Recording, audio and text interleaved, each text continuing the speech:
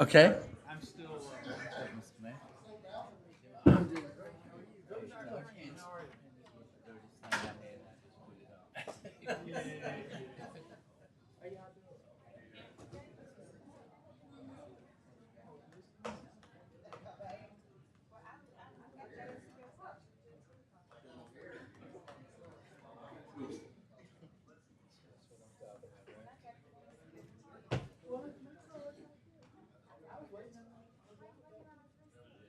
This was the dirtiest thing I had. I just threw it on.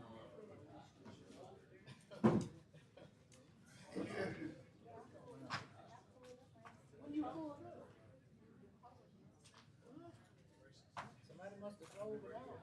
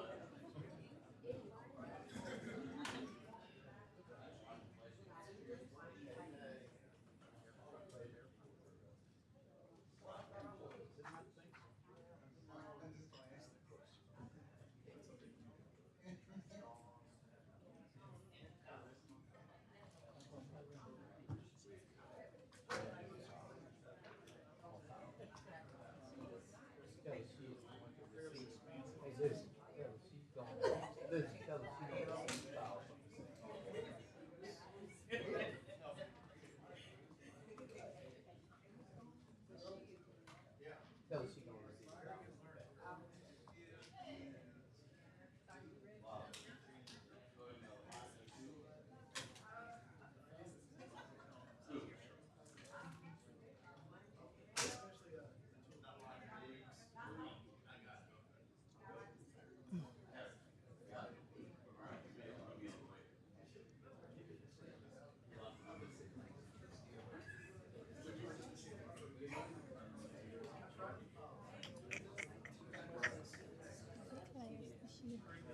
A nice glass. Oh, yeah.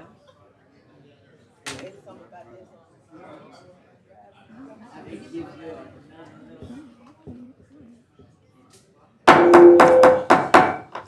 The meeting of the Shreveport City Council is now called to order. I'm going to ask Councilman Jackson to give the invocation, and I'm going to ask Madam Vice Chair Bowman to lead us in the pledge. Would you please stand? Everybody can bow their heads. Gracious Father, we come to you today just to say thank you. Thank you for what you've already done. Thank you for what you're going to do. We ask that you continue to bless the city, bless those who are in it, bless everybody at the sound of my voice. We ask that this meeting be conducted in your name, and we ask that you are with us as we make decisions for the betterment of our city.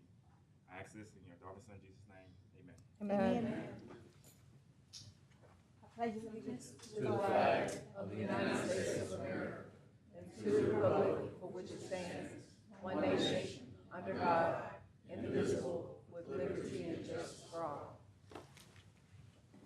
Madam Clerk, will you please call the roll? Councilwoman Taylor, Present. Councilman Brooks, Councilman Talaferro, Councilman Butcher, Councilman Jackson, Here. Councilman Green, I'm here. and Councilwoman Bowman. Councilman Talaferro will be out for the next two meetings, and Councilman Butcher will not be in attendance today. Tomorrow, I will entertain a motion to approve the minutes of the Administrative Conference and the City Council combined meeting Friday, May 23rd, 2025. Does any council member have any awards, recognitions, or distinguished guests not to exceed 15 minutes?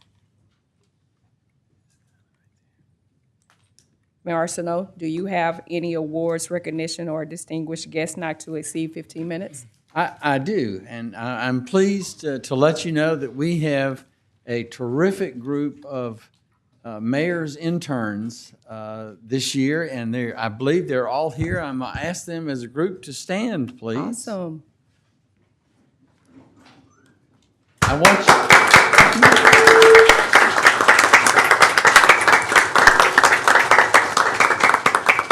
They are spread throughout a number of our departments, and I will tell you, they have exemplary resumes and qualifications. This is the best group that we've ever had, so I'm very excited to have them there. Thank y'all for being here, and you certainly may be seated. Thank you.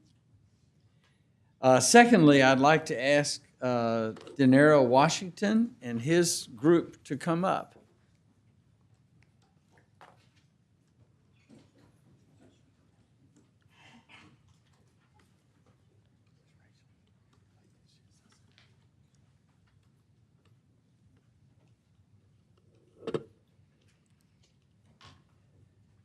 Good afternoon, Sportran. Ladies and gentlemen, we are always very, very proud of our transportation system, particularly the role that Sportran plays in public transportation in Shreveport. And I am pleased to say, I think it's already been announced, but I am certainly pleased to say that they have been recognized nationally. Sportran was named by the Community Transportation Association of America as the Large Transit System of the Year at their National Expo last week in San Diego. So I asked them that this is the management team.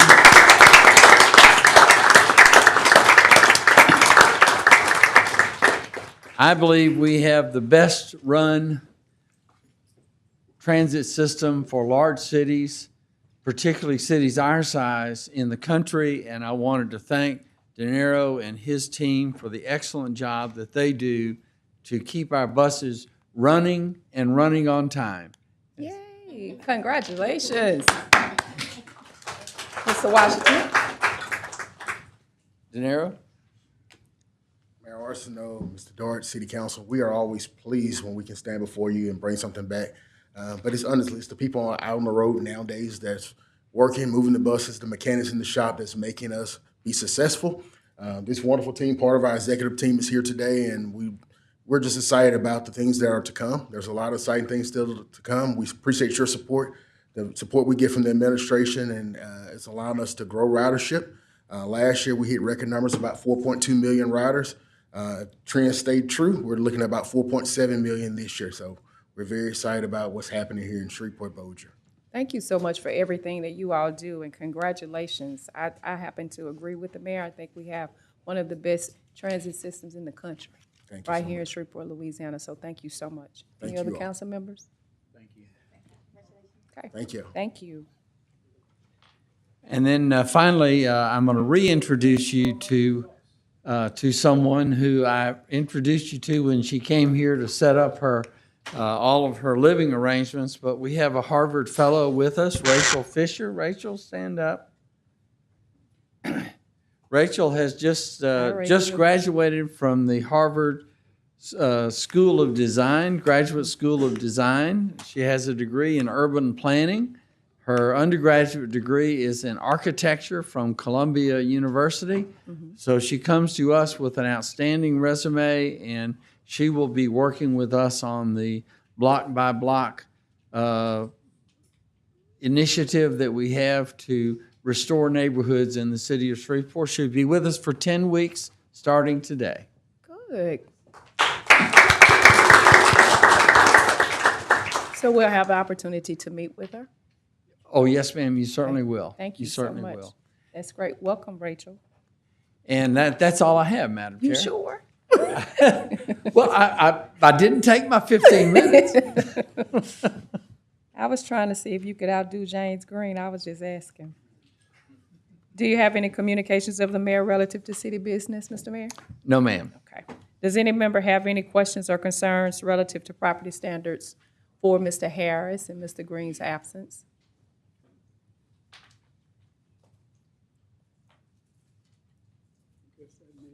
Where your sachet? Did everyone receive a revenue collection plan and implementation report? Okay, public hearing, there is none. Mr. Dork, will there be any legislation added today? Madam Chair, not to my knowledge. Okay. Today, we will hear public comments on non-agenda and agenda items. Do we have any requests to speak, Madam Vice Chair?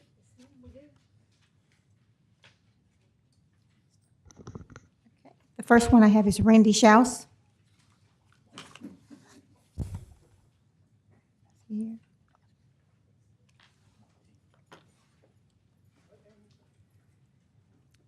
Good afternoon, how are you? I'm doing just fine. How Just y'all need your doing? name and address for the record. Randy Schaus. My business is 5900 Greenwood Road. Okay. I'm just here to talk about or express my excitement that we're going to have an opportunity to light our area up with a nice new business that'll be useful to us in a whole lot of ways, especially being open 24 hours.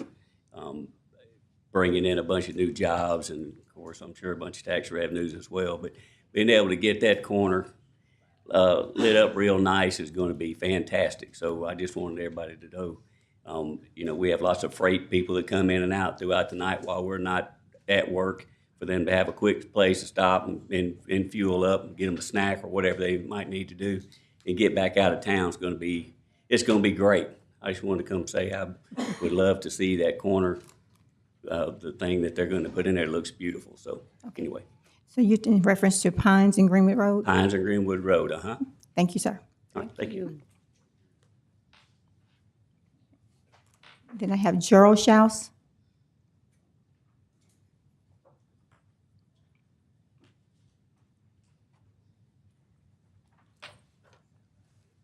Good afternoon. My name is Gerald Schaus. I reside at 5900 Greenwood Road out in West Shreveport. We've been out there, my brother and I, and the whole family, for 58 years. And we've seen it grow from a little two-lane Pines Road to a 7-Eleven down by La Tierra. And when I heard and I saw the model of this new one they're planning on trying to get put in, it was very beautiful as far as being something that we could be proud of, and maybe open up some other chances for other nice businesses to open up around it, because I understand there's a lot of property adjacent to it. So I think it'd be a good step in the right direction. It's grown up so much out there in the past 50 years I've been out there, I don't recognize the place sometimes. But that's what they call progress. I'm glad to see West Shreveport's getting noticed.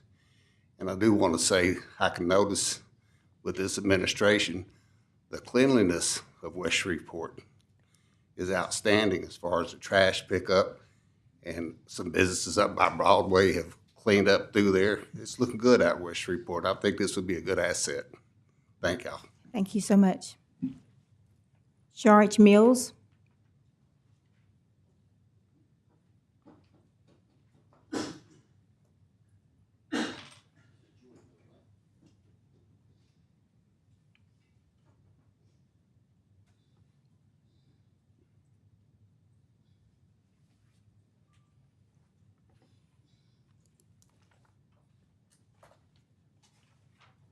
George Mills. I also could speak in favor of the property at the corner of Greenwood Road and Pines. Looks like a, Okay, can you state your address for the record, please? excuse me, I need your address for the record. I can't hear you. I need your address for the record. Oh, 910 Piermont, Suite 410, 71106. Thank you. Anyway, it looks like a great project. A lot of time's been spent putting the proposal together. And that side of town has lagged behind for a number of years, it seems like, in development. And this looks like a great development for the area.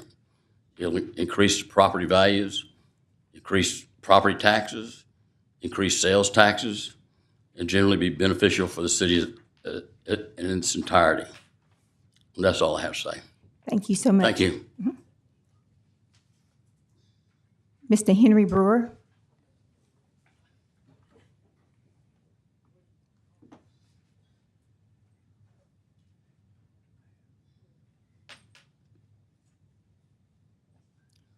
Good afternoon, Mr. Brewer. Need your name and address for the record, and you have 3 minutes, okay? Hello, Councilman. My name is Henry Brewer. I live at 5642 Martin Avenue, Shreveport, Louisiana, 71129. I'm here to see if I can get the right to store my travel trailers on my 3 lots. I own 3 lots that I have 3 travel trailers, 1 per lot. In that area, I bought 15 lots. I own the entire street, both sides of the road. My trailers has been there for like 10 years now. And I've been a tax-paying citizen. I'm one of the highest paying taxpayers in that area, in that neighborhood. I've taken that, and I want to quote what the city of Shreveport has said, and I want to quote what the parish of Caddo has told me. They said, if I bought one of the lots, take that lot, clean it off, renovate it, pay taxes on it, of course. I've done that. I've taken those lots down there and increased them in value. I'm one of the highest paying taxpayers down there and have the most property down there, both sides of the road. And I'm asking if I could just have the right in order to store my trailers on the property that I own. I've called, what were you about to say, Ms. Bo? I'm listening. Oh. In the process of getting this done, I called Mrs. Bowman out there. Mrs. Bowman, I said, Ms. Bowman, could you come out and I want to take you on a tour of this property. After taking Ms. Bowman around on that property, I asked Ms. Bowman, do you see any indication that there is a trailer park on this property? Ms. Bowman says no. I said, do you see anybody that's living in these trailers? Ms. Bowman says no.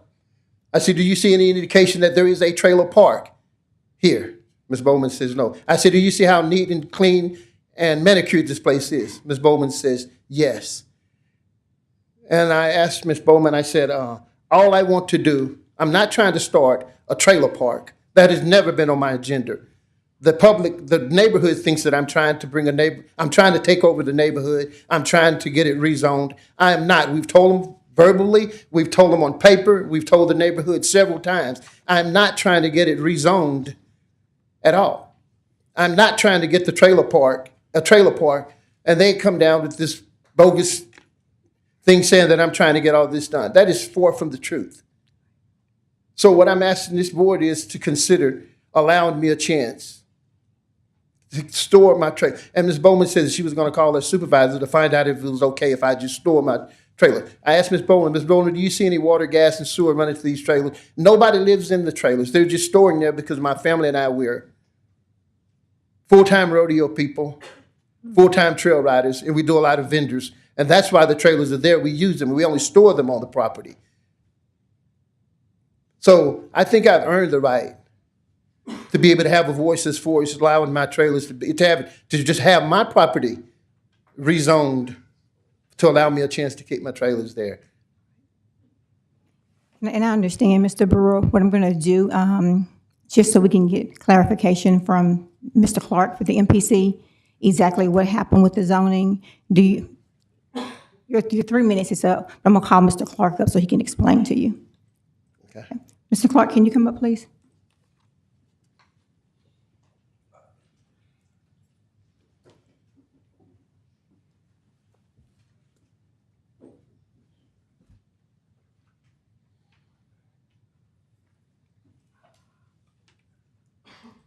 Councilwoman, if you would allow, I'd talk to the chair. This is one of the cases that's on the agenda today.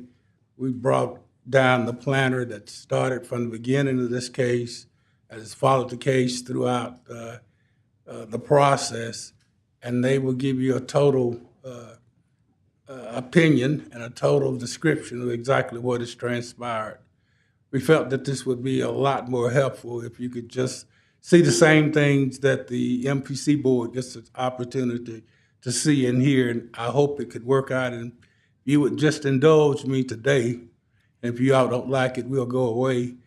Just ask when that case comes up on your agenda to allow us to present it to you. Thank you, Mr. Clark. Thank you.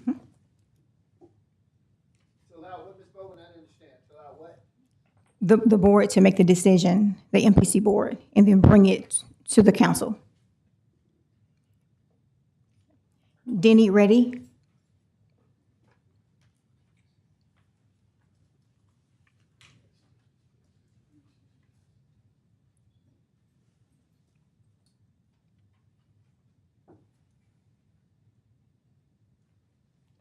Good afternoon. You have 3 minutes. I need your name and address for the record, please. My name is Denny Reedy. I live at 6477 Quinn Church Road in West Shreveport. And I'm very much in favor of the rezoning of the northwest corner of Pines and Greenwood for a development by 7-Eleven and/or a Stripes C-store, I understand it could be. I've lived in West Shreveport for 35 years. I go to church out there, and I want to see West Shreveport develop. And I like seeing the 3 new restaurants that are right there on the south side. And I'm also a price shopper when it comes to gas. I drive by and I look at price, and there's some stations on that Pines Road that I can tell you I will never go into because the prices are just ridiculous. So I look forward to having a nice 5-acre, well-lit, clean, attractive place where I won't get hit on when I go in to fill up my gas, my car, or my truck, or whatever. So I'm very much in favor of that. Thank you so much. Thank you so much. Mr. Waddell Bowie?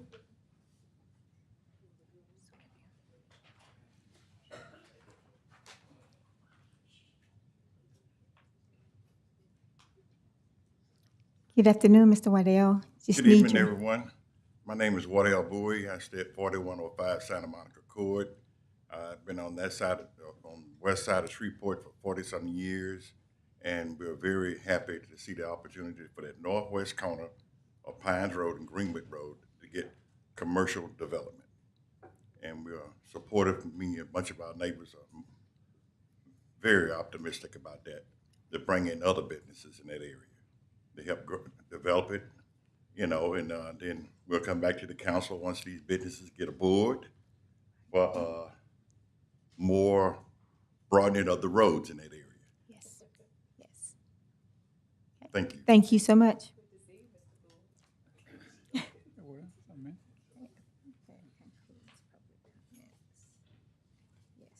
That concludes public comments.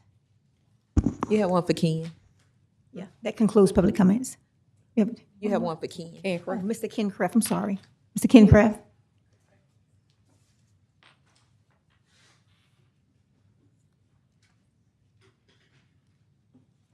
Good afternoon. Good afternoon. Ken Kraft, 157 Archer Avenue, Shreveport 71105. 29 years ago, Warren Morris. I'd like to say a few things briefly. I'd like y'all, and y'all might have it on the agenda tomorrow, I haven't looked, to invite the LSUS 59 and 0 pilots. It's on the agenda. They're coming? Good. I don't know if they're coming, but it's on the agenda. Okay. And we had a nice May for sales tax, and we're up for the year. That's always good because that's such a big revenue. And I'd like to invite people to invite me, if they wish, to recite the Declaration of Independence. 10 or more people is all I ask. I'll wear a costume, no fee, 8.5 minutes. Just contact me at 318-218-0248 or Ken Kraft at att.net. Those are the last compliment. The main thing is to ask Ms. Taylor to try to convene a meeting of the City Charter Review Committee. If we get started soon, we can easily get on the fall 26 ballot for the mayoral and councilmanic elections. There's more than enough time, but and I haven't been sick or anything. I just haven't been here since February. But if it would help, and y'all want to appoint a citizens committee to get started, but don't think that's necessary as long as we meet fairly soon.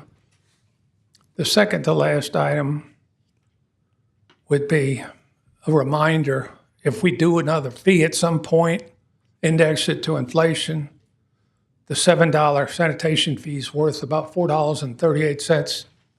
The Amazing Race, to be caught up with inflation, would have to give about 1.8 million. They still give $1 million. It debuted 6 days before 9/11, and it's lost a lot of value. It's still $1 million. It just doesn't buy as much. And the final thing is, I would like to be included, Mr. Mayor and Council, in any plans y'all have for the city for the 250th anniversary of July 4th, 2026 of the Declaration of Independence. With my ability to recite that document or the Constitution or any number of things, I would just like to be included. I'm not going to charge a dime for anything I do. I don't think that's right. But I would love to be included, and I have not seen heretofore any planning for that 250th. And finally, it's also coincidentally 200 years since we lost the author, Thomas Jefferson, and the one who made the motion at the Second Continental Congress, John Adams. They both happened to die 5 hours apart on the 50th anniversary. But that sounds like a good opportunity for the city to do something in 250 years of independence. Okay? You gonna call a meeting soon, I hope? Can I get you to commit to it? You sure? Okay, thank you. I think I have to get in touch with Councilman Butcher. He's leading that committee. Okay. It's good to see you, Mr. Kraft. That concludes public comments. Okay. We will have executive appointments to consider tomorrow. There are no items under consent agenda for introduction or to be adopted. Mr. Dort, please proceed with regular agenda legislation. Thank you. Good afternoon, Madam Chair. Good afternoon. First item is Resolution 68. If I can interrupt for just a half second, Madam Chair, I just wanted to point out that James Mason and Skylar Dean are here. If you have any questions for them, can you all wave your hands? And if you have any questions for them before tomorrow, just wanted you to call them to your attention. You all have any questions for us? You sure? You really want to do this? Okay. So tomorrow we're going to vote on you, and we may have 1,500 questions. We're just playing. Thank you for your participation of being on the board. Please don't scare them, okay? I have to ask those questions. I understand. Okay. 68 is a resolution that we do for the requesting the Mineral Board to lease a little over 9 acres of tract for natural gas. Now, I asked Mr. Statlander to, when you finish going through all this, I have a question for him. Okay, you want to wait till? Yes. Okay. We'll go through it all. He is here. Okay, 73 is the annual budget for the Caddo Shreveport Sales and Use Tax Commission for the fiscal year that starts July the 1st. It's a little over 1.3 million, or excuse me, a little over 1.4 million. The city's share of that is approximately $528,000, and we tend to pay a little less than that because it's based on an estimated amount of their fees, and they have generally collected a little bit more than they budgeted. I don't see Mr. Jackson here, but if you have any questions, we can get him here tomorrow. 74 is the annual selection of the Times as the official journal for the city. It's actually handled through y'all's staff. 74 is a cooperative endeavor agreement between us and the parish. We're doing a project for intersection work at Wallace Lake Road and Florida Lucas, and one of the legs of that Wallace Lake Road is in the parish, so we asked them to contribute for part of the signal that's going in there, and so there's $100,000 being contributed by the parish for that. 76 is stating the City of Shreveport's endorsement of Brentwood Acquisition Shreveport for a restoration tax abatement. This one has a public hearing that would be scheduled at your next council meeting, so it would need to be postponed tomorrow. 77 authorizes the city to purchasing agent to reject the bids received for the AC Steer tennis court upgrade. Bids estimate was about $250,000, and bids were about 25% higher than that. Spar's going to try to find somebody with a little more expertise in building tennis courts and pickleball courts in hopes of bringing that price down. So we're going to try re-advertising one time. 78 is the one y'all talked about earlier, recognizing the LSUS Pilots baseball team. If any of you were down at Festival Plaza Monday a week ago, that was quite the celebration, and a lot of folks had a good time. Mr. Statlander?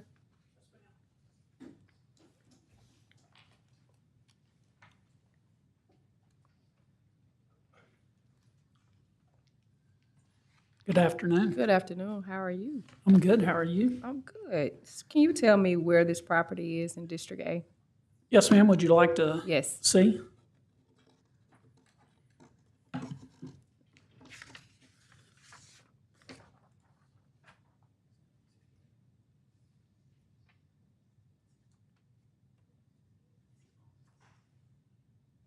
Does that identify it for you? It's on Lake Shore.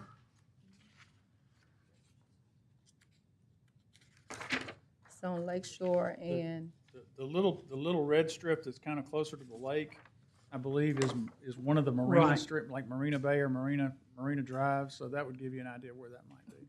oh, I know exactly where that is. Okay.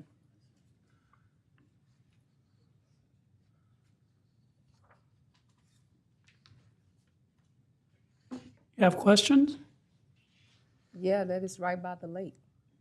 Yes, ma'am. Now, what they're doing is they're wanting our mineral rights on that public dedication. So you want to give them to them? No, ma'am, I want to sell it to them. You want to sell it to them? Mm-hmm. And what are they going to do with them? Are they going to have, what are they going to do with them when you sell it to them? Well, in the resolution, they're restricted from using any of the dedication for development of what they're going to do to obtain those minerals. I mean, essentially, we're going to allow them to take the minerals from under the earth and use them. So I think to answer the question, there's somewhere in that 640 acres they want to drill a gas well. The ones we've seen so far have been relatively far away from the lake. I don't know what else you know about how big that section is or where it goes, but Well, I would think the section is a typical section acreage, what, 640? And that's by Marina Bay? I'm sorry? That's by Marina Bay? With the part that we want to sell and the reason I asked that because it's houses. Right here. Yes, ma'am. And that's where I live. I got you. So that's an area of concern for me, that close to the water, and what they plan to do, and what they want to do. You can't answer in full what they want to do. No, ma'am. But I have some areas of concern, major concerns, for what they may want to do with that piece of property right there, and running that line, and how it will affect, given some of the issues that we're having in the area right now. So, Nick Palmer? Yeah. I wanted to talk to you first before I talk to him. Okay. I talked to him right before I came, and he said that y'all haven't gotten together yet. Correct. Okay. Any other questions? I'll Okay. call you. Okay, all right. That's going to be postponed. Tanya.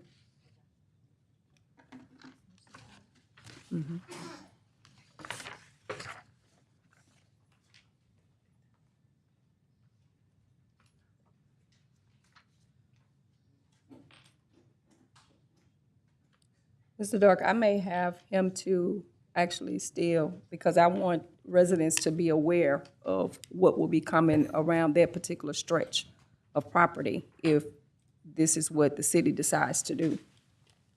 I want them to be fully aware of that. okay, and it may be possible, depending on what Malcolm can find out, to get some sense of where they might be drilling, because Correct. usually these have been well inland, basic in the woods. Yeah. Yeah. Because they're, in the same way that because you're a property owner, theoretically, they might be interested in you selling your mineral rights, depending on how all that works. I'm not interested in selling my mineral rights. What I'm more so interested in is what some of the residual effects of what we're seeing as a result of all of this stuff. And because this is directly right here, when you tell me Marina Bay, I know what's on Marina Bay. And then I know what surrounds there and how close the water is to homes in that point. So that's just not something that's just moot for me to turn around and look at this. I want to know exactly what it is that they plan to do with this, how they plan to do it, how it's going to affect the homeowners that live in that area with a gas line or whatever going that far. Good. Well, I don't know a whole lot about gas drilling, but certainly there's plenty of opportunities to postpone this and get those. Most things started. definitely. But Yes. there won't be any. I mean, the only thing that'll be underground on that, be going down 14,000 feet. So, that's They go down, stuff come up. yeah, it does. But we'll certainly try to get you whatever information. Thank you. We have no items under introduction of resolutions. Mr. Dark, would you proceed with introduction of ordinances not to be adopted prior to June 24th, 2025? Ordinance number 50 amends the general fund budget. We are trying to get Property Standards a little bit more money for demo and for the grass cutting and securing. They have a total of $900,000. We're using a little bit of the additional revenue that we picked up year to date from sales tax to do that. Excuse me, that's 50. 51 is amending the community development budget. They have, I believe, picked up some additional money for the Choice Neighborhoods project, and they're also reallocating a little bit of the Blue Line money that goes to two of the entities that they fund in there. 52 goes, it's repealing 52, 53, 54, 55 are all resolutions or ordinances that repeal various obsolete sections of the code. 52 is an employee recognition program, as far as I know, has not been active in at least 30 years. 53 would stop us from regulating astrologers and clairvoyants, which I don't think we've done in quite a while. 54 will no longer require that photographers wishing to come to the city permanently to do full-time photography get permits from the city. And 55 is one that goes back to the horse and buggy days that requires you to sweep your sidewalk every day. 56 is the zoning case that the Schaus family and several other folks spoke about. 24203C, this is property at Greenwood and Pines from institutional campus to a conditional zoning use in the same zoning classification.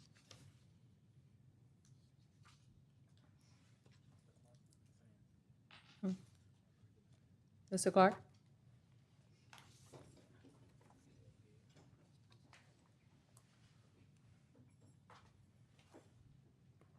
You required to sweep your sidewalk every day? Sorry? We're required to sweep our sidewalks every day? Who did that, you? Just not sure who's enforcing that one. Good afternoon again. Madam Chair, Chris Terrell will tell you all about that case that the wonderful people from West Shreveport have been coming, supporting, but we'll get all the information for you. Thank you. Hello, I'm Chris Terrell, and I work in the MPC office. So this case originally was a rezoning case, and it eventually got transferred over to a conditional zoning district.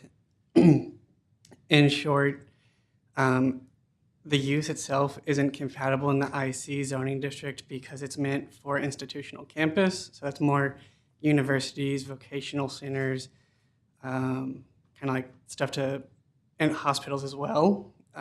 The area overall is more commercialized, a bit south of here. It's zoned commercially. The property itself, they're wanting to propose like a restaurant, and a convenience store, which we'd call a retail good establishment. And that'd be to have like a 7-Eleven gas station and a Laredo taco shop.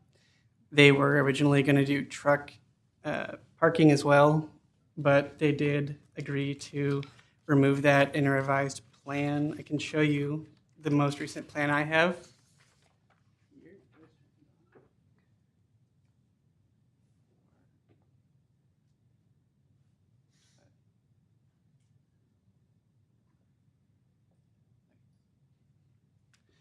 Okay, so all the way up on the north end where there's the angled parking, that's the truck parking that they're proposing to remove.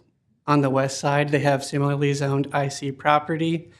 So usually we don't require a buffer yard where there's matching zoning districts, but we're proposing adding the 10-foot buffer yard so it can mitigate some sort of those noise and negative impacts that this use could have to the neighboring property, which I believe is a treatment facility. Along Pines Road and Greenwood Road, they would need a 7-foot buffer yard, and we're requiring or proposing they have 1.5 times the landscaping requirement. They have to do a few more edits showing some of the landscaping inside the parking lot, adjusting the parking canopy for the diesel on the west side of the property, and address some of the city and LADOTD engineering concerns with the overall layout of the road network around it.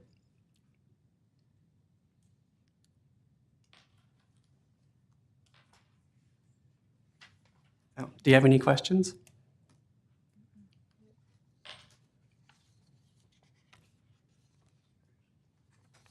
Thank you.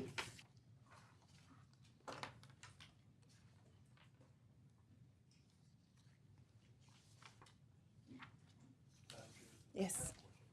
Okay. Yes, sir. Item 50, amending property standards budget. Yes, sir. What was that dollar amount? Property standards is essentially out of demo money right now, trying to get them some more. They're getting close to getting out on the money they use for securing structures and weed abatement, although they've got a little bit more there. This is kind of a tide them over amendment, try to see how we're doing revenue-wise, but it's an attempt to get them some money so they can work through the summer without being out of money. And how much? Any idea how much money? It's $900,000 total. Okay, thank you.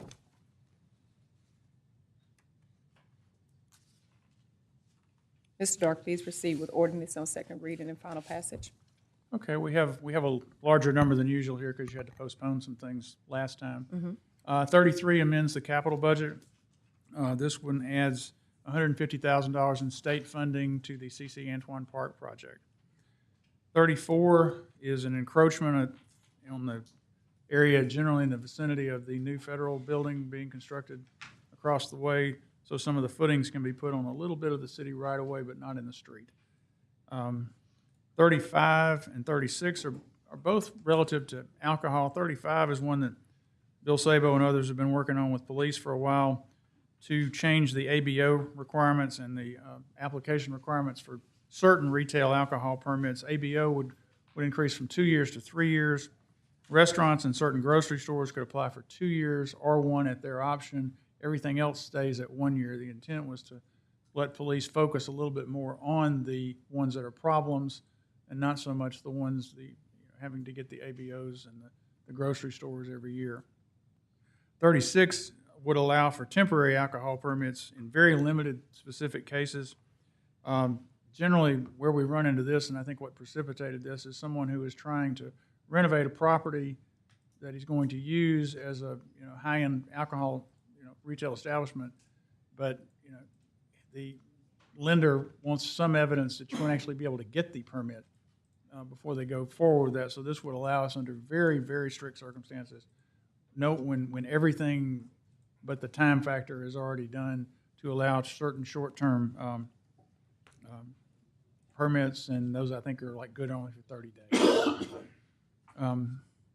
37 repeals Section 26269 of the code relative to the state procurement code. Our experience with that is that particular document is overly complicated for what we are trying to do, and given that you all have full control over any editorial changes to the city's purchasing rules, it seems somewhat redundant. So that's why we've asked you to go back on that. 38 amends the property standards section of the code to include the definitions of blighted property and abandoned property that are included in state law, just to give us a little bit more consistency and make it a little easier to enforce. 39, 40, and 41 are the annual tax levy ordinances. They are at the same millages for last year for both the operating millage, the DDA millage, and our debt service millage. 42 amends the capital budget. This puts, you heard a while ago, we have a cooperative endeavor agreement with the parish for the $100,000. This puts the $100,000 in that capital project for the Wallace Lake intersection. 43 is one Ms. Taylor and I know quite well, which is the public emergency that was declared. This is ratifying that for the repair of the drainage pipe at 5707 Marina Bay. I'm told by Mr. Morgan today that, that has gone fairly well. That the electrical service has been able to be restored, that we think we're going to be able to get the homeowners back in their facilities fairly soon, get the tennis court cleaned up. But we're still trying to get some bids for lining that pipe so there's less chance of it failing down the road. But that was a fairly scary situation that had to be dealt with quickly, as you have seen. So Don't forget the swimming pool. they really, frankly, did miracles getting that one to work as well as it did, I think. I 44. said, don't forget the swimming pool. Don't forget the what? Swimming pool. Oh, yes, we're all of that is still in the works to get done. 44 goes back to something that we did a couple of meetings ago where we gave you this long list of capital projects to close and wondered why on earth that had been put in the code. So we've changed it in this proposed ordinance, where what we would do is each year when it's time to submit the annual capital budget, we would provide to you a list of any projects that had been closed or were proposed to be closed during that calendar year. 45 is something that Jarvis Morgan brought to us. He wants to make it a little bit easier to cite people who have put things out on the curb in violation of our ordinances, make it where we can do a placard or something where it can be done easier, and it establishes more specific fines that are progressive, going up from $500 for the first offense on up, depending on how long with each day as an offense. But they want to try that, see if it will help give us a little bit more enforcement. 46 amends the UDC, again, relative to alcohol. This one essentially changes, alcohol would not be a permitted use, it would be a special use, so that you would be more likely to see these. It sets criteria for evaluating those, and he's getting up because he knows you're going to ask questions. But I think it adds some criteria, including compatibility with the adjacent residences, proximity to other establishments that sell alcohol, and would make it so that those special use permits would expire at 180 days if at any point the business was ceased to operate and stopped being a potential liquor store operator. Alan, you want to go further? We have just a little additional information for the council to gain an appreciation for this ordinance. I'm going to ask Stephen Jean, who's right behind me. This, again, is a direct result of trying to get the neighborhoods involved in the decisions where it concerns alcohol, and especially when we're talking about convenience stores and retail sales. So this amends the use matrix to require a public process for now, and you would be able to see that it will first go to the MPC. And then it would give it ability to be appealed to this body, but the decision would remain with the MPC. And like Mr. Dark had said, there's some cleanups we did with language, and we also wanted to make sure there were standards that the board can consider when it comes to compatibility and things of that nature when you're looking at the retail sales of alcohol. So that's what this is all about. Councilman Jackson. Mr. Jean, if you can speak to the public opinions process. I know a lot of times the ones who oppose usually come out and are usually more vocal. How do y'all consider those letters in making y'all decision? What impact does it have? You can kind of speak to that process. Well, obviously, we take every opinion from the community very seriously, but we will try to let the board know, what are the issues that are really relevant to, because sometimes these are emotional issues when it comes to alcohol. So we're going to look at, is it close to a residential area? Is it impacting to the community in some way? So obviously the board are individuals, just like you guys are. They're going to act on their own. What we try to do is just give them as much information to make an informed decision. How much that affects them in their vote, is really an individual decision by each board member. What we do try to do as staff is point out as much information as we can that's factual, that will assist them in making decisions.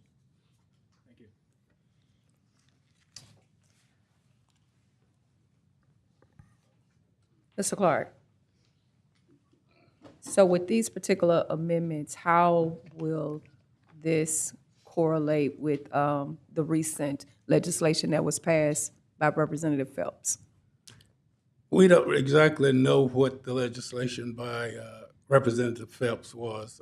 She did not communicate it with us, but we're getting into, we had done a liquor store ordinance to deal with where liquor stores could locate, and we had been requested to do convenience stores where there's a public process for them, where there would be a public hearing, there would be a MPP meeting, they'll have to go before the MPC board, and those decisions would be repealable to this body. And we thought that's what you all were asking us to do. Thank you, sir. The next one. 47?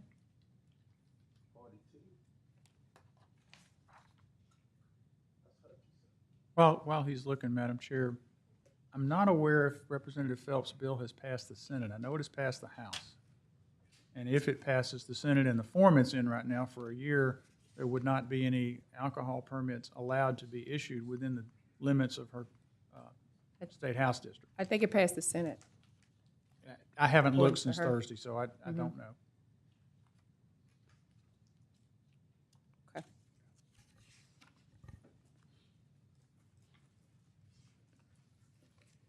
Good afternoon. This case is 24-193C, which is Hutchinson Street. Many of you are familiar with this property. It's the old par 3 golf course. Right next to that is the old Hillsdale Elementary School. That is going to be a call center. But on that same property, next to the old par 3, SWEPCO wants to put a fleet maintenance facility there.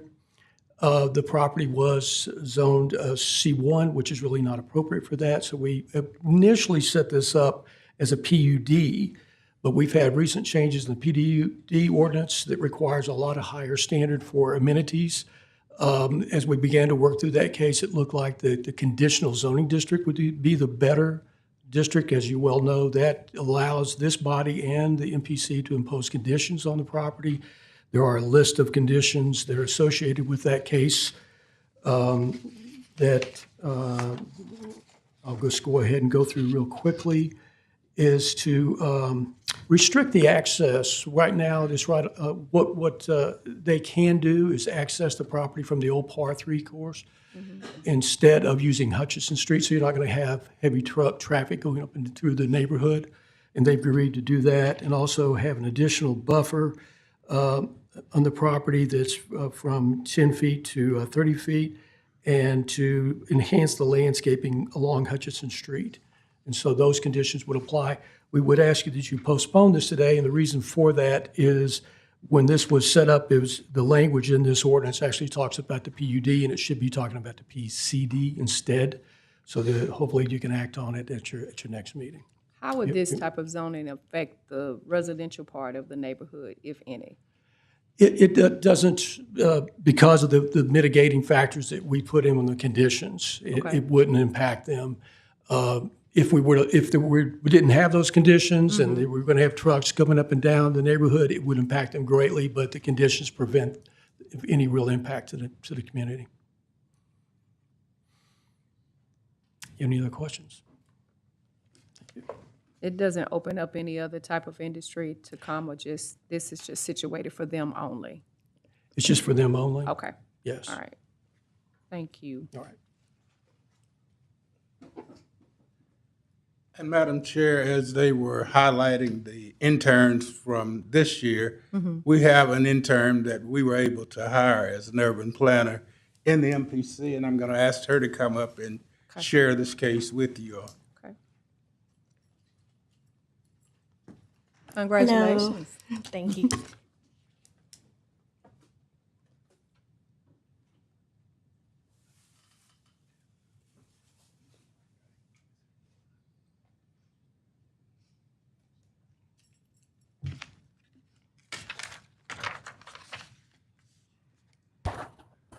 Okay, so the case that we have before us, it's 2522C.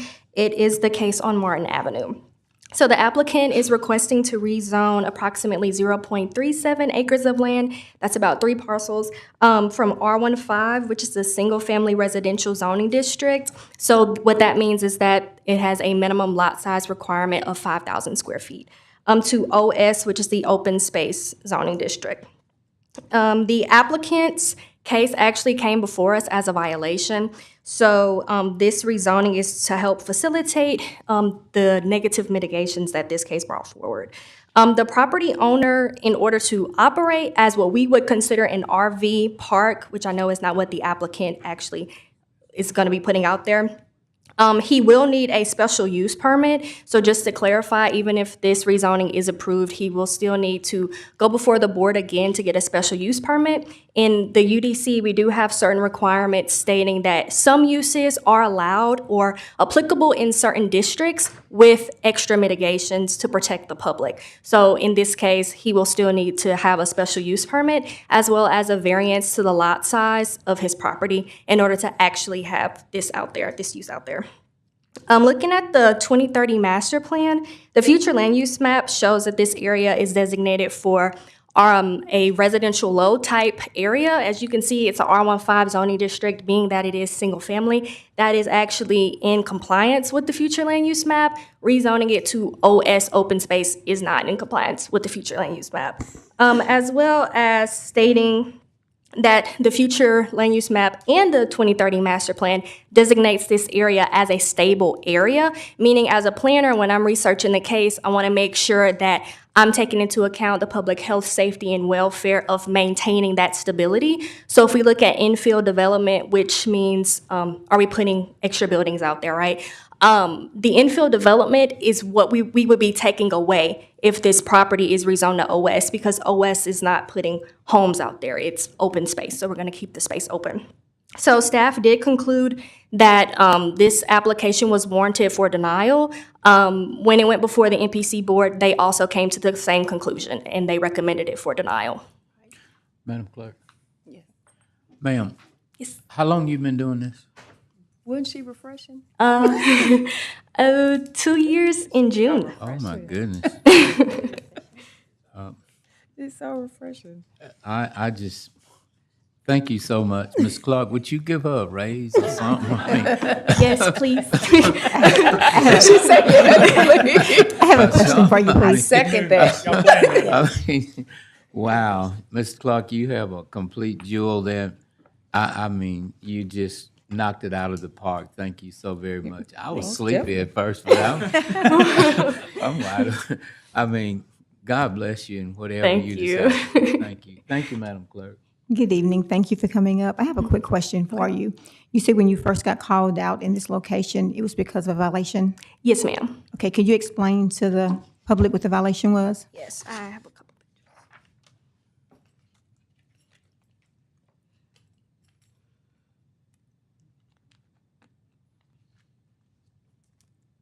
Okay, so if you take a look at this picture, you'll see what looks to be 3 RV parks on what would be considered one parcel of land. So in our UDC code, you cannot operate RV park in a single-family residential zoning district. From what staff was made aware of, the applicant is only staying in one of those RV parks. It does not have water or sewer, but under our code, he cannot stay there. So being that 3 different homes are on one parcel of land or on 3 separate parcels of lands, that is against our code. And it came to our office as a complaint, which then was a violation. Okay, so once you told the owner that Yes. he was in violation, was he asked to move this since the area was not zoned for this? Yes. Okay, and the owner denied to move the, Yes, he stated that he had permission for one RV to be there, but under our code as well, they're not dwelling, so he cannot live there. Okay. Yeah. okay, thank you so much. Any other questions?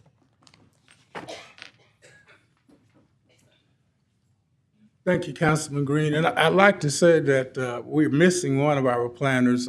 She got messed up with flight arrangements and got grounded in an airport somewhere. That's why Stephen Jean is coming up. normally he would not be coming up, but We like Mr. Jean. I love Mr. Jean. I'm gonna ask him to come up now. That's a tough act to follow right there. Yeah. So this case, many of you might be familiar with this, and I don't have all the fancy stuff that they have, but I can just, you're familiar with the area. Ellaby Road in front of Lucas, where the CVS pharmacy is. There's been a property there for a number of years. It's the Sarter family property. There used to be a house there. That house, after Mr. Sarter passed away, the house, they tried to sell it a number of times, and then they've tried several different buyers to try to do something to develop that property. And so finally, someone came in and wanted to go ahead and develop the property for. So they actually asked for C3 when they came to us originally. Most of this property is outside the city limits. It's actually in the parish. There's a small slither on right to the south of the CVS that's in the city. When it went in front of the PZC, they did not want to zone it to C3 as requested, but zone it to C1. The developer of the property really doesn't need any more than that because really like to have office type uses. And so the C1 would work for them. They agreed to C1. And then when it came in front of the MPC, they followed suit and did the same thing and recommended C1 for this strip of land. So that would allow them to come in at a later date with a site plan and develop the property for mostly office type uses or light retail uses that are uses by right in C1. Obviously, if there were some more intense uses that could be allowed with a special use permit, then they would go through a public process for that. Do you have any questions? How long have you been doing this? Almost 21 years. Very good. Thank you. Yes. Madam Chair. And Madam Chair, Stephen did an excellent job, but if y'all will indulge us tomorrow, I'd like to bring up the planner that's done all the research and can show you illustrations and pictures and so forth. Thank you, and that's all we Just trying have. to make my meeting longer.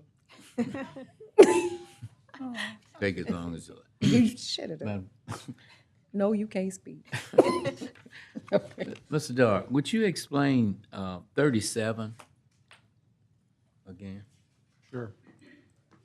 Some years ago, the council chose to pass an ordinance that, among other things, incorporated the entire state purchasing procurement manual in its entirety as something we would follow.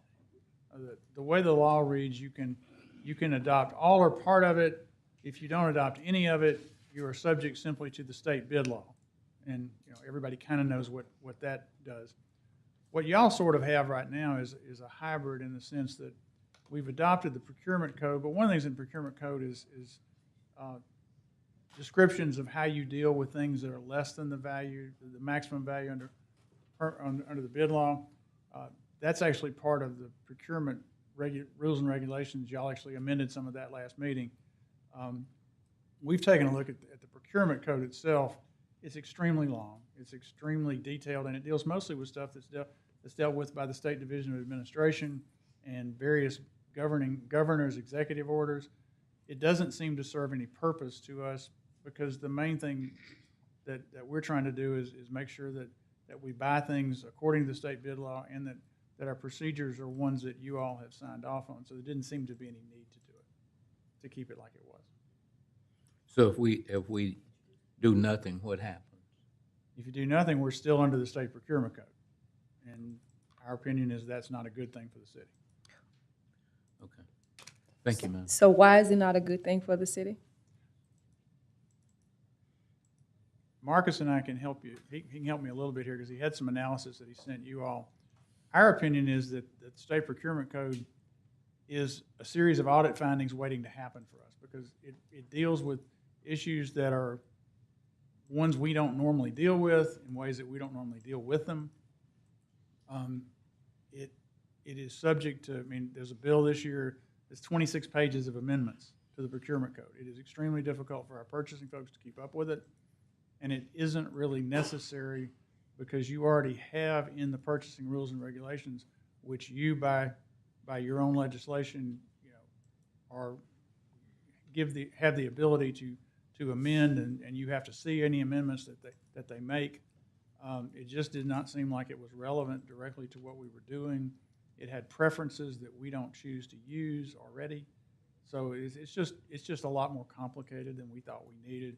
One of the recommendations that I heard several times from department folks when I first got here was, we don't understand why we're subject to that when the bid law is very clear about what you can and can't do. So that's one of the reasons this is coming to you.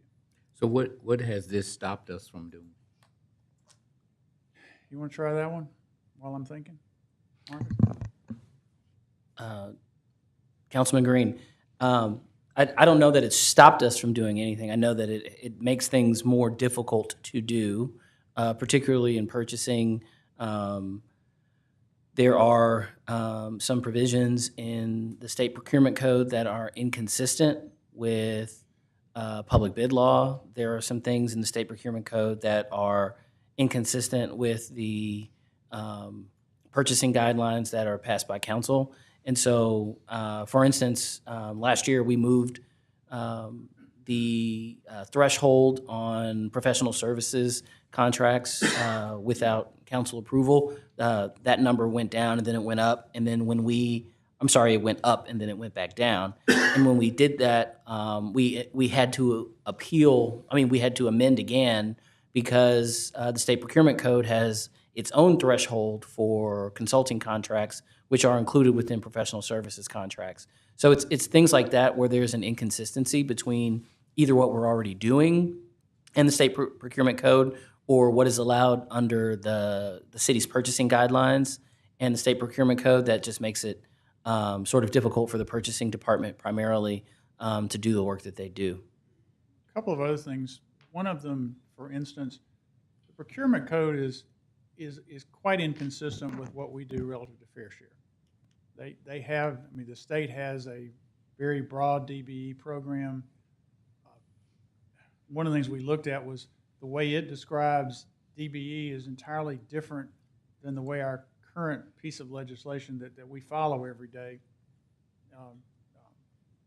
the way it's described. And it's just not a good idea to have things that are somewhat conflicting with each other that people could litigate at some point.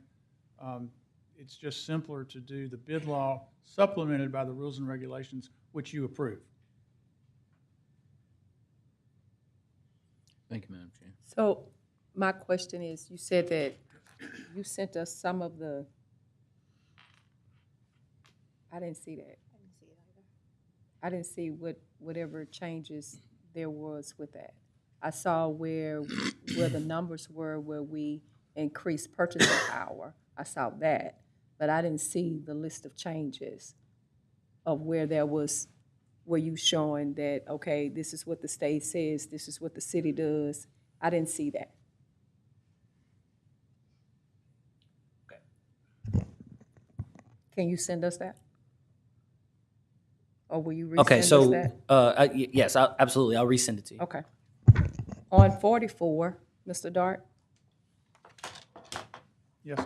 when you talk about the list of capital projects, Yes. and when those particular capital projects are complete, and say that though all of those dollars are not expended to that specific project that money was allocated for, what happens with that money and who authorizes it to go X, Y, and Z? Well, if for instance, something is done from the 2021 bond program, for instance, and for whatever reason it were not all spent, it would simply go back into that bond fund and could not be used for any other project without council appropriation and a capital budget ordinance. It doesn't magically give it the opportunity to go to some other project. It simply would become available for you to appropriate in a new ordinance. So this what this ordinance allows, or this is what is already existing? That provision is already in the code. All I'm really trying to do here is, when we brought that big list to y'all, the look I got generally was, I don't understand why this is something we have to do when it's essentially an accounting procedure to get something out of the active ranks of projects. And so what I was trying to do was to say, okay, I think you would like to have a list at some point fairly periodically about here's what we think here's what we have closed or we're planning to close, and to do it during the fiscal year where for some reason you had some objection to it, you could reappropriate it back open before the end of the fiscal year, and it would make it fairly simple. But most of these are projects everybody knows are done, you know, well in advance. But I think mostly I was just trying to take something that did not seem to make a whole lot of sense in the code and make something that would still give you some oversight without having to do it the way, you know, we had it in the ordinance right now. So if we do nothing on this, what will happen? You'll at some point about once a year get an ordinance like you got a few weeks back with a list of projects that were closed. It's just a question of would you rather do it that way or would you rather do it where you get a report from us about once a year with the same list? So if we just rather do it the way we've been doing it on tomorrow, we just vote no, right? Yes, sir. So if it's not broke, we shouldn't fix it. Y'all looked at me like you thought it was broke the last time when we talked about this. I That's was why this is- sleeping. Well, I'm sorry. Maybe I should have had her explain it, but, you know. But no, I mean, this is purely a policy call. If y'all want to leave it like it is, leave it like it is. But y'all looked at me like you thought it was crazy that you were No. having to do it, so that's why we brought it to you. Give me some more glass, Tom. Thank you, Mr. Dart. Madam Clerk, is there any other table legislation to be removed from the table? No, ma'am. We have no property standards or ABO appeals to consider today. We have no MPC ZBA appeals to consider today. Are there any other appeals, Madam Clerk? No, ma'am. Are there any reports from officers, boards, and committees?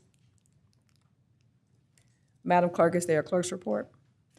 Just want to tell my mama happy birthday. Happy birthday, Mama. Thank you. Executive session, there is none. If there is nothing else, this meeting is adjourned. You must have hit it on something. It's not opening right now. I opened it.